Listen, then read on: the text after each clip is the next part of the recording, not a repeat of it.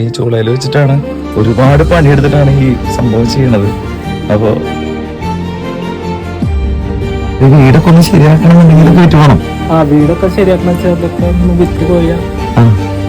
പിന്നെ എന്ന് പറഞ്ഞു കഴിഞ്ഞാൽ കടങ്ങളാണ്. ഇതൊക്കെ കടം മേടിച്ചിട്ടാണ് നമ്മൾ ഇത്രയും മണ്ണൊക്കെ ഇറക്കി ചെയ്തിട്ടുള്ള അല്ലേ. കളിമണ്ണുകൊണ്ട് റിങ്ങുകൾ ഉണ്ടാക്കുന്ന ഒരു ഉണ്ണിയേട്ടനെ കുറിച്ചാണ് ഞാൻ നിങ്ങൾക്ക് ഇന്ന് പരിചയപ്പെടുത്താൻ പോകുന്നത് കേട്ടോ.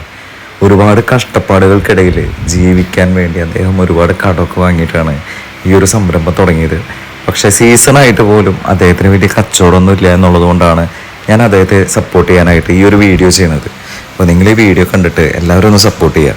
ഇവിടെ കുറേ സാധനങ്ങൾ ഇങ്ങനെ ആള് വർക്ക് ചെയ്തിട്ട് ഇങ്ങനെ ഇരിക്കുന്നുണ്ട്. ഇതാണ് ആ ചേട്ടൻ്റെ വീട്.